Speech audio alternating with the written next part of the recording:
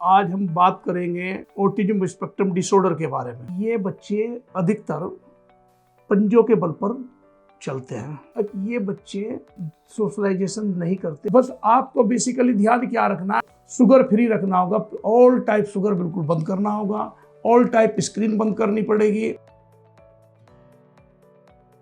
नमस्कार, मैं डॉक्टर मुरली Singh, speech therapist. मुझे 27 साल का एक्सपीरियंस है स्पीच थेरेपी में।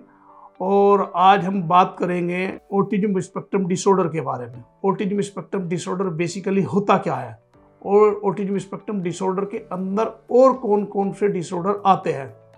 जबकि बेसिकली अगर आप किसी भी प्रोफेशनल्स के पास जाते हैं तो वो आपको एक सिंपल भाषा में बोलते हैं ऑटिज्म की प्रॉब्लम है बच्चे को, पर लेकिन ऑटिज्म स्पेक्ट्रम डिसऑर्डर एक अम्ब्रेला है। और ऑटिज्म स्पेक्ट्रम डिसऑर्डर के अंदर 5 डिसऑर्डर होते हैं। Number 1 autistic disorder, number 2 asperger disorder, number 3 पर रीड सिंड्रोम, नंबर 4 पर चाइल्ड डिसेंट्रीगेटिव डिसऑर्डर और नंबर 5 है परवेसिव डेवलपमेंटल डिसऑर्डर।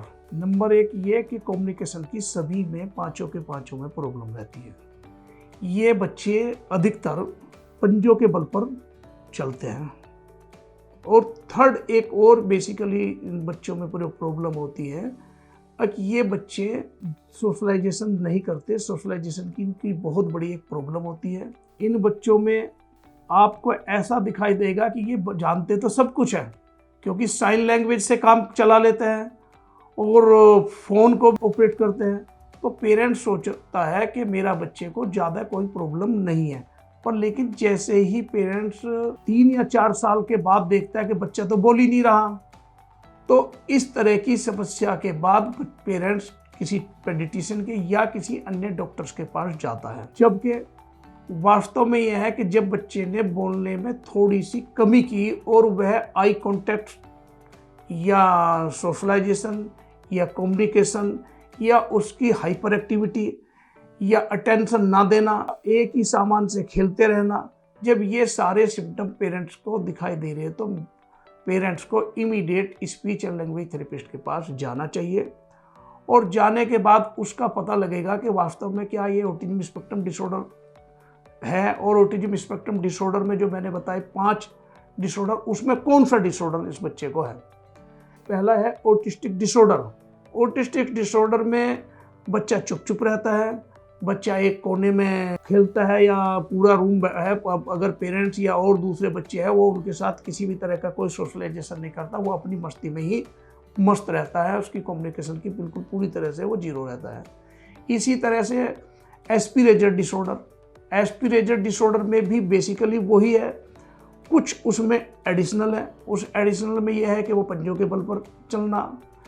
वह बच्चा दूसरे बच्चों से सोशलाइजेशन तो है ही नहीं, पर लेकिन कभी कभी ऐसा है कि वो बच्चे को पुश भी करता है।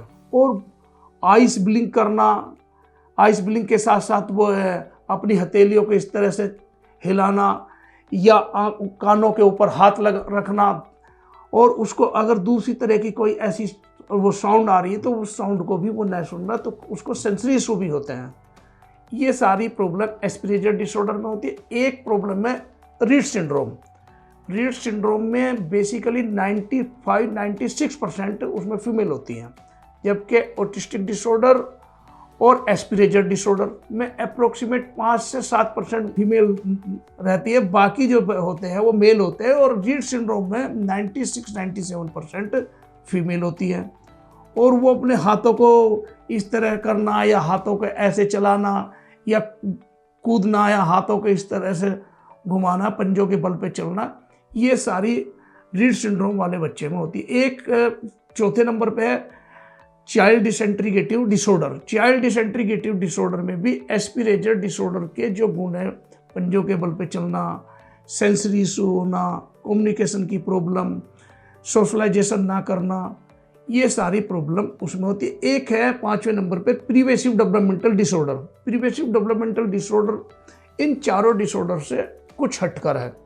इसमें क्या है कि बच्चा जैसे जैसे उसकी एज 10 या 12 साल की एज होती है, उस पोजीशन में बच्चा एक तरफ अलग बैठना, और अगर उससे कुछ बात कर रहे हैं हम तो उस बात का वो आपको जवाब देगा, बोलेगा भी, पर लेकिन बस सिर्फ उतना ही बोलेगा जितना उससे बात की जा रही है। और वो आई कांटेक्ट भी उन बच्चों से जो चारों डिसऑर्डर बताए उनसे उसका बेटर है। स्पीच तो उसकी बहुत बेटर है, क्योंकि जब भी आप बात करेंगे तो आपके उस स्पीच का वो जवाब देगा, आपके क्वेश्चन को वो कहीं भी ऐसा नहीं है कि वो नहीं बताएगा अपनी फैमिली के बारे में, अपनी एजुकेशन के बारे में, वह अन्य चीज़ों के बारे में बताएगा। तो इस तरह की अगर बच्चे को प्रॉब्लम है ऑटिज्म स्पेक्ट्रम डिसऑर्डर से रिलेटेड, तो दिल्ली में हमारे 3 सेंटर्स हैं।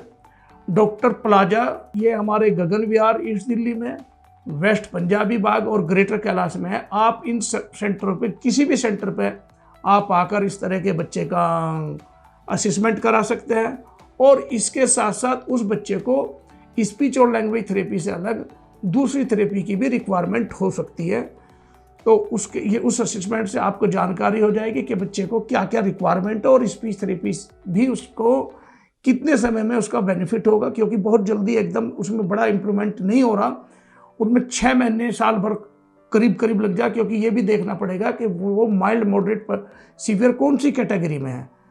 बस आपको बेसिकली ध्यान क्या रखना है कि ये बिल्कुल पूरी तरह से आपको बंद करना होगा, आपको शुगर फ्री रखना होगा, ऑल टाइप शुगर बिल्कुल बंद करना होगा, ऑल टाइप स्क्रीन बंद करनी पड़ेगी। और साइन लैंग्वेज में अगर बच्चा जवाब दे रहा तो उसका कोशिश करें कि साइन लैंग्वेज में आप ध्यान जरूर दें कि क्या बच्चा मांग रहा, पर लेकिन ऐसा ना करें कि वो उसने फिंगर उठाई और उसने मांगा और आपने उसको तुरंत दे दिया, तो उसे दिखाई दे रहा है कि उसे बोलने की तो जरूरत है ही नहीं, क्योंकि जितनी भी उसकी आवश्यकता है वो आवश्यकता उसकी बिल्कुल पूरी तरह से पूरी हो रही है। तो इस तरह की पोजीशन में आपको इन 3 चीज़ का ध्यान रखना है।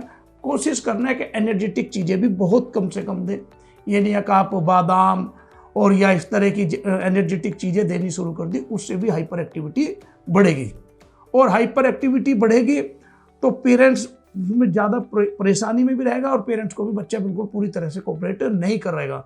कभी कभी पेरेंट्स कहते हैं कि मेरा बच्चा तो बोल रहा मम्मा मम्मा मम्मा बोल रहा है, पापा बोल रहा है, पर लेकिन वो भी उसे ये नहीं पता बच्चे को वो मम्मा किसको बोलना और पापा किसको बोलना। उसने तो रैंडमली बोलना शुरू कर दिया मम्मा मम्मा पापा पापा, पर लेकिन उसको ये जानकारी नहीं है।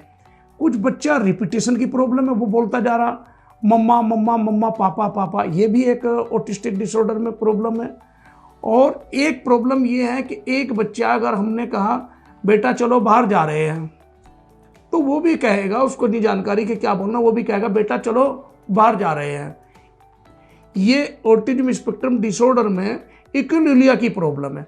तो ये सब सारी चीज़ों की निजात अगर पाना चाहते हैं तो आप सीधे स्पीच थेरेपिस्ट से कांटेक्ट करें और स्पीच थेरेपिस्ट से असेसमेंट कराने के बाद स्पीच थेरेपी चालू कराएं। धन्यवाद।